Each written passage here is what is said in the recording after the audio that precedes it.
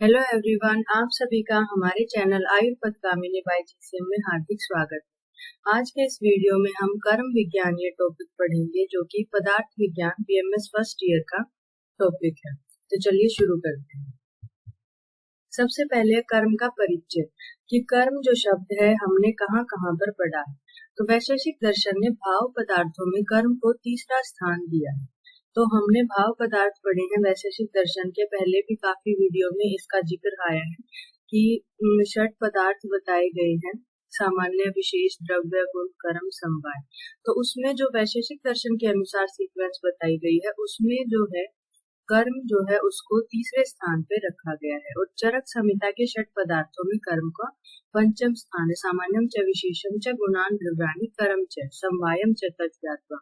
तो इसमें क्या है, चरक संहिता में जो षट पदार्थ बताए गए हैं उसमें कर्म को पांचवें स्थान पर रखा गया है और वैशेषिक दर्शन ने जो द्रव्य, गुण, कर्म, सामान्य, विशेष, समवाय सीक्वेंस बताई है उसमें कर्म को तीसरे स्थान पर रखा गया है। उसके बाद है कर्म शब्द की व्युत्पत्ति। तो शब्द कल्प ध्रुव के अनुसार क्रिय प्लस मनिन से, यानी कि क्रिय धातु में मनिन प्रत्यय लगाने से कर्म शब्द बना है, जिसका अर्थ है कृत्य, कार्य या फिर कर्म, यानी कि जो किया जाता है, कार्य या फिर कर्म। उसके बाद है कर्म शब्द की निरुक्ति। यत् क्रियते तत्कर्म, यानी कि जो किया जाता है उसे कर्म कहते हैं।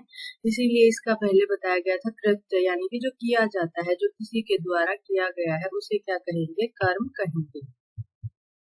फिर है कर्म के लक्षण। तर्क संग्रह के अनुसार चलनात्मकम कर्म, यानी कि चलन रूपी क्रिया को कर्म कहते हैं, जिसमें चलन पाया जाता है ऐसी क्रिया को कर्म कहते हैं।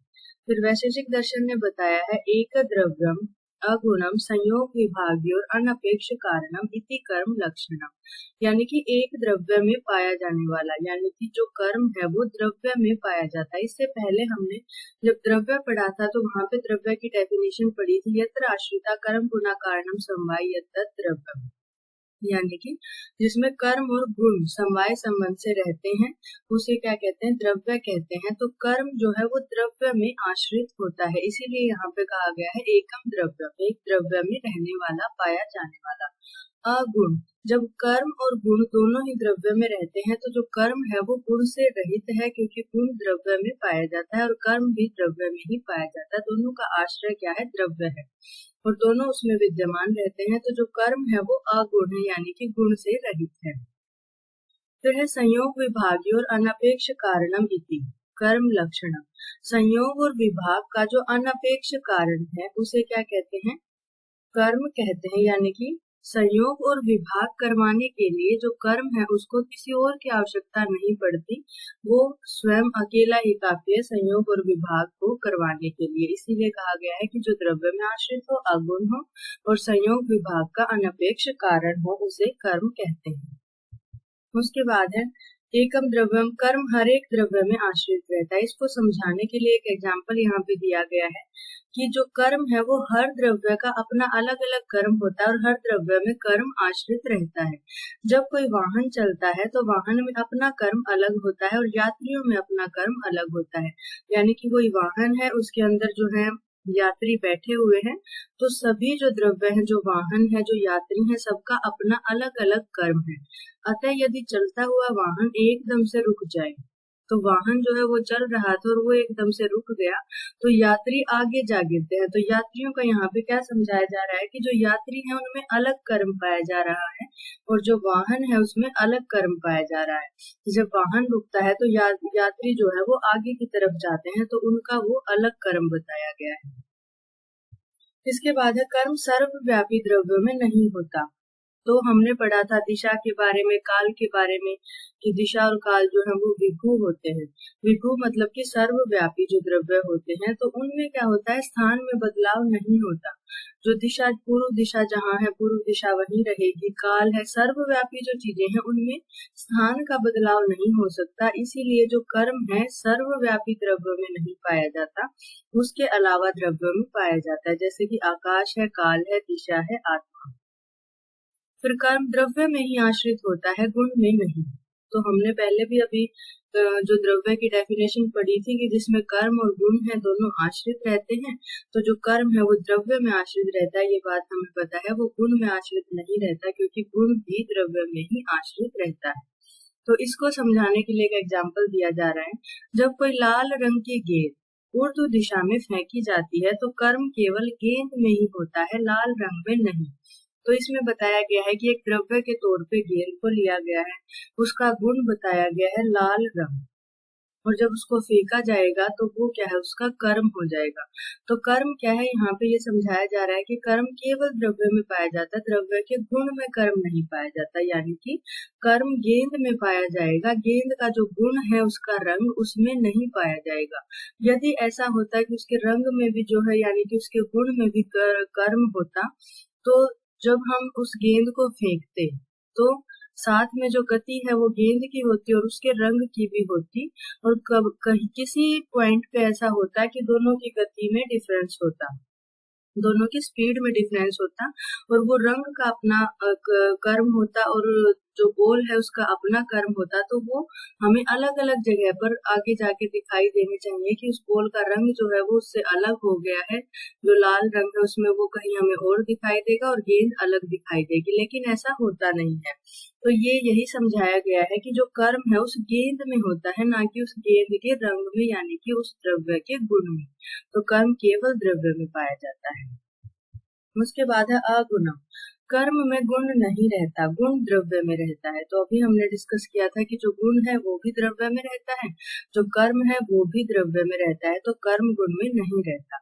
गुण द्रव्य का निष्क्रिय रूप है, यानी कि उसमें क्रिया नहीं पाई जाती, और कर्म द्रव्य का गतिशील रूप है, यानी कि क्रियाशील रूप है। फिर संयोग विभागेषु अनपेक्ष कारणम। किसी वस्तु को पहले स्थान से दूसरे स्थान में कर्म लेके जाता है। तो जो पहले स्थान से दूसरे स्थान में लेके जाता है तो पहले स्थान से उसका वियोग हो जाता है, और जो दूसरे स्थान में पहुंच जाता है उसे, वहां पर उसका संयोग हो जाता है। तो संयोग विभाग का साक्षात कारण कर्म को कहा गया है। फिर है कर्म के लक्षण चरक संहिता के अनुसार, संयोगे च विभागे च कारणम द्रव्यमाश्रितम कर्तव्य क्रिया कर्म कर्म न अन्यत अपेक्षते। तो संयोग और विभाग का जो कारण होता है और द्रव्य में आश्रित होता है, कर्तव्य पूर्वक की गई जो क्रिया है उसको कर्म कहते हैं, और कर्म न अन्यत अपेक्षते, यानी कि किसी की अपेक्षा नहीं करता। संयोग विभाग के करने के लिए कर्म जो है वो स्वयं ही काफी होता है, अन्य किसी चीज की उसको अपेक्षा नहीं होती।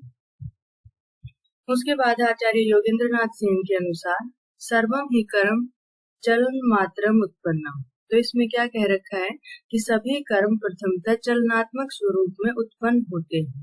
तो जो भी कर्म है वो चलनात्मक कर्म, हमने पहले भी एक श्लोक पढ़ा था चलनात्मक कर्म। तो चलनात्मक रूपी जो क्रिया है उसको क्या कहते हैं, कर्म कहते हैं। आश्रय ऊर्ध्वम अध्याय तिर्यक व परमाणु विवर मात्रे प्रदेशे संयोग विभाग करोति। तो क्या करता है, अपने आश्रय का, आश्रय किसको कहा गया है, द्रव्य को, तो अपने द्रव्य का संयोग विभाग से ऊर्ध्व अधय, ऊर्ध्व यानी कि ऊपर, अधय नीचे, तिर्यक लेके जाता है, अपने द्रव्य का संयोग या फिर विभाग करवाता है। कर्म अपनी निष्पत्ति के लिए अन्य किसी पर निर्भर नहीं करता। तो ये हमने पहले भी पढ़ा है कि जो कर्म है वो स्वयं ही काफी होता है, संयोग और विभाग कराने के लिए किसी अन्य चीज की अपेक्षा कर्म नहीं करता है। फिर उसके अलावा कुछ और लक्षण दिए हुए हैं कर्म के आयुर्वेद में। प्रयत्न आदि कर्म चेष्टितम उच्यते। प्रयत्न आदि द्वारा जो भी चेष्टा की जाती है उसे कर्म कहते हैं। यत् कुर्वन्ति तत्कर्म, जो किया जाता है, जो कार्य किया जाता है उसे कर्म कहते हैं। प्रवर्तिस्तु खलु चेष्टा कार्य अर्था सैव क्रिया कर्म यत्न कार्य समारंभ।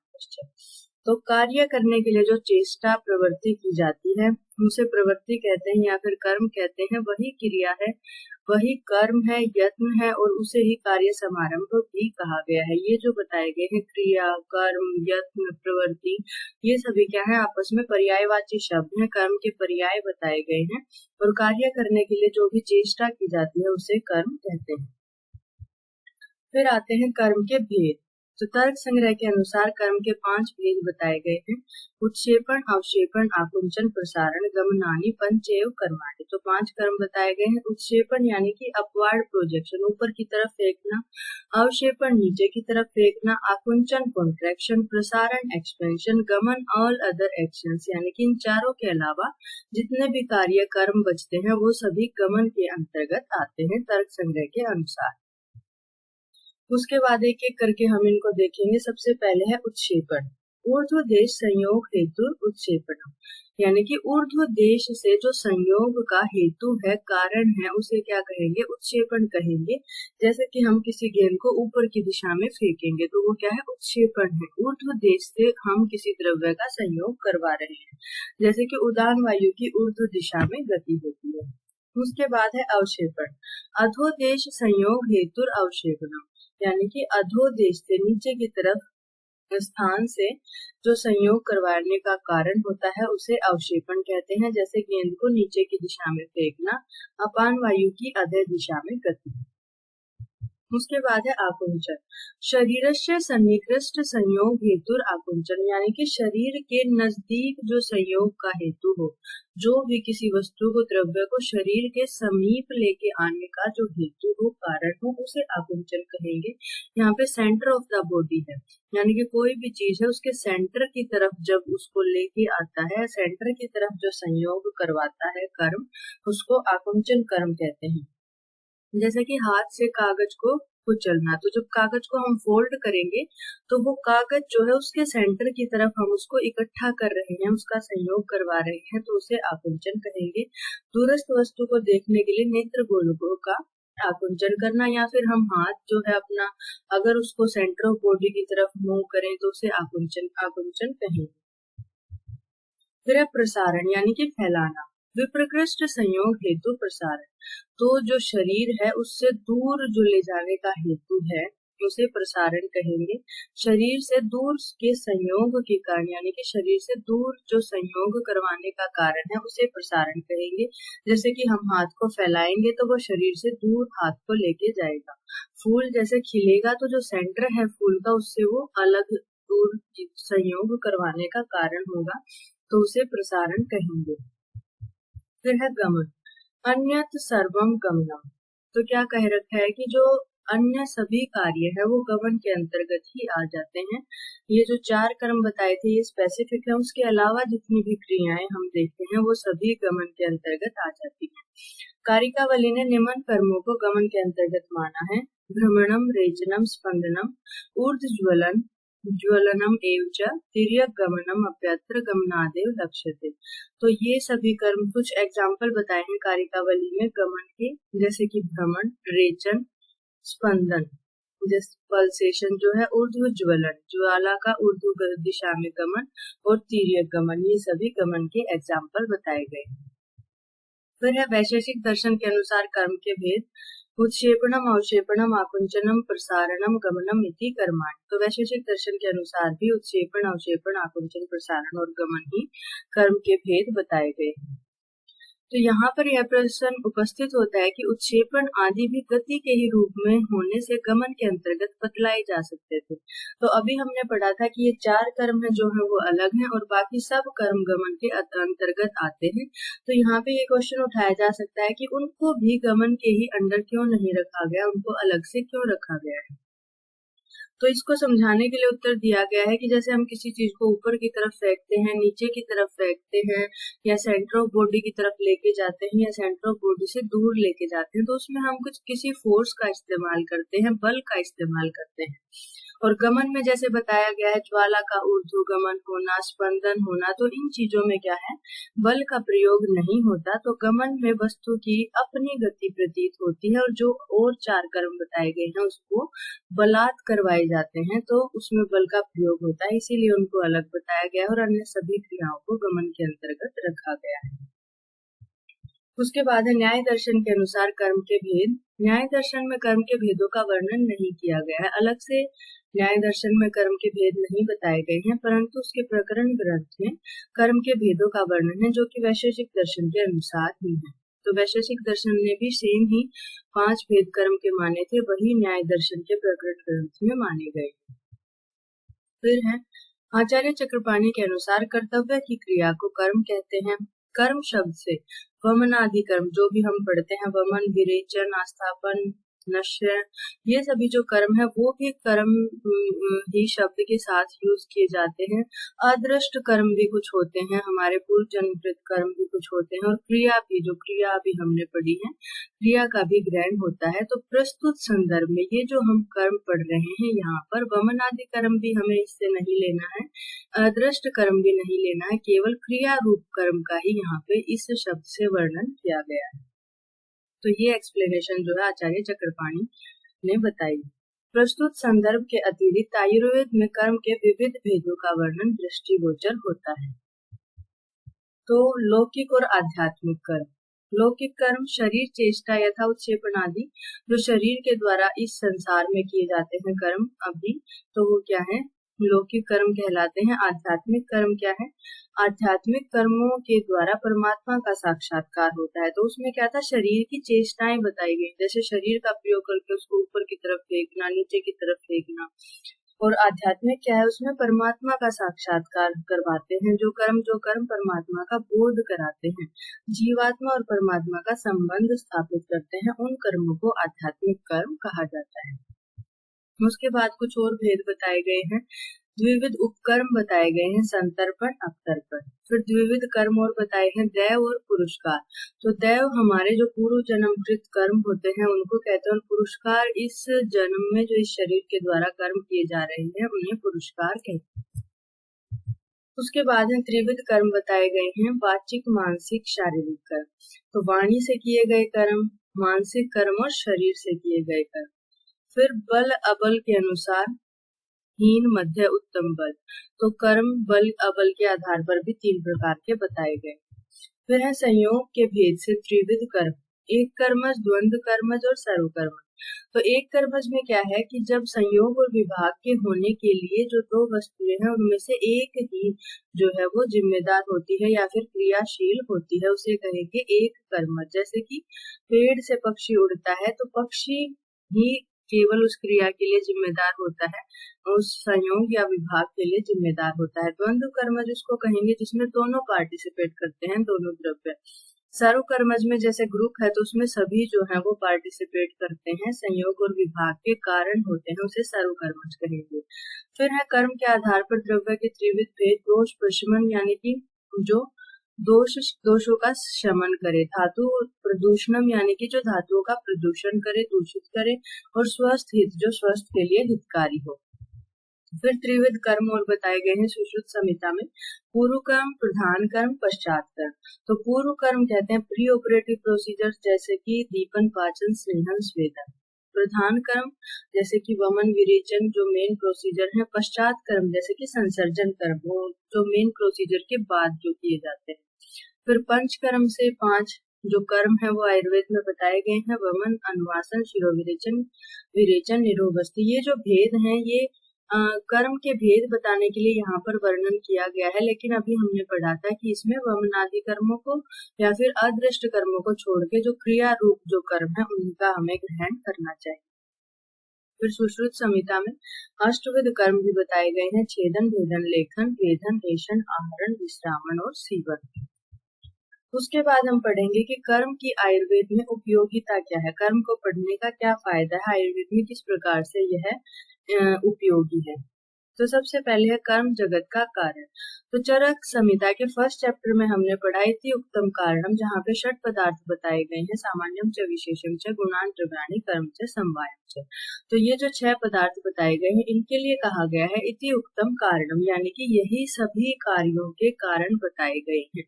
सभी जो संयोग और विभाग है उनका कारण इन 6 पदार्थों को बताया गया है। तो जो कर्म है वो क्या है, जगत का कारण है। इन 6 के अंतर्गत कर्म भी आता है, तो कर्म जो है वो जगत का कारण है। उसके बाद है कार्य धातु साम्यम ह्योच्यते। तो कार्य क्या है, धातुओं को सम करना। तो षट पदार्थ धातु साम्य प्रस्थापित करने में कारण होते हैं। फिर उसके बाद है आतुर अवस्था में सद्वृत आदि कर्मों का पालन करके ही धातु साम्यता प्रस्थापित की जा सकती है। तो जब कोई व्यक्ति बीमार होता है तो उसमें सद्वृत आदि कर्मों का पालन करने के लिए उसको कहा जाता है, और वो सब पालन करके, पथ्य का पालन करके ही वो धातु साम्यता अपनी वापस से स्थापित कर सकता है और स्वास्थ्य प्राप्त कर सकता है। उसके बाद है कर्म की रोगों में कारणता। तो आचार्य भद्रकाप्य के मत से जीव मात्र कर्म से ही उत्पन्न माने जाते हैं और उनके रोग भी कर्मज ही माने जाते हैं। तो ऐसा माना जाता है कि जो भी हमने पूर्व जन्म में कर्म किए हैं उन्हीं के आधार पर उन्हीं को भोगने के लिए हमें उत्पन्न होना पड़ता है, पुनः जन्म लेना पड़ता है, और जो भी हमें व्याधियां होती हैं वो हमारे कर्मों का ही फल होती है। उसके बाद है कर्म की रोग निदान में कारणता। दोषों और द्रव्यों के कर्मों के आधार पर ही व्याधि की संप्राप्ति का निर्धारण किया जाता है। तो कि कौन से दोष दूषित हुए हैं, किन निदानों का सेवन करने से दोष दूषित हुए हैं, कौन सी धातु दूषित हुई है, तो उसी के आधार पर संप्राप्ति का निर्धारण किया जाता है। वृद्धवात के आधार पर ही वात व्याधि का अनुमान किया जाता है। यानी कि किसी को वात व्याधि हुई है, यह हम कैसे डिसाइड करेंगे कि उसमें वृद्धवात के लक्षण दिखाई देंगे, उसके कार्य दिखाई देंगे कि जो वात है वो वृद्ध होकर कौन कौन से कार्यों को करती है, वो कार्य उस व्यक्ति में हमें दिखाई देंगे, तो हम अनुमान लगाएंगे कि उसको वात व्याधि हुई है। उसके बाद है कर्म की द्रव्यों के वर्गीकरण के आधार रूप में कारणता। तो जब द्रव्यों का वर्गीकरण किया जाता है तो जो एक ग्रुप है वो स्पेसिफिक कार्य को करने वाला होता है, तो उसको उसी के आधार पर नामकरण कर दिया जाता है। जैसे कि भ्रंगण कराने वाले द्रव्यों को क्या कहेंगे, भ्रंगणीय द्रव्य कहेंगे। कर्षण कराने वाले द्रव्यों को कर्षणीय द्रव्य कहेंगे। उसके बाद है कर्म की चिकित्सा में कारणता। कर्म को चिकित्सा का मूल आधार माना जाता है। द्रव्यों के कर्म के आधार पर ही चिकित्सा का निर्धारण किया जाता है। तो कौन वात शामक है, पित्त शामक है, कफ शामक है, तो ये क्या है, उसके कर्म के आधार पर ही हम चिकित्सा में निर्धारण करेंगे कि क्या हमें यूज करना है। साथ ही साथ कौन सा पंचकर्म, जैसे चिकित्सा में कि कौन सा पंचकर्म यूज करना है, कौन सा शस्त्र कर्म यूज करना है, शार कर्म यूज करना है, अग्नि कर्म यूज करना है, तो ये सभी क्या है, जो कर्म है वो चिकित्सा का भी आधार बताया गया है। तो ये सभी था कर्म के बारे में। अगर आपको हमारी वीडियो अच्छी लगे तो प्लीज वीडियो को लाइक करें, शेयर करें और चैनल को सब्सक्राइब करना ना भूलें। Thank you so much.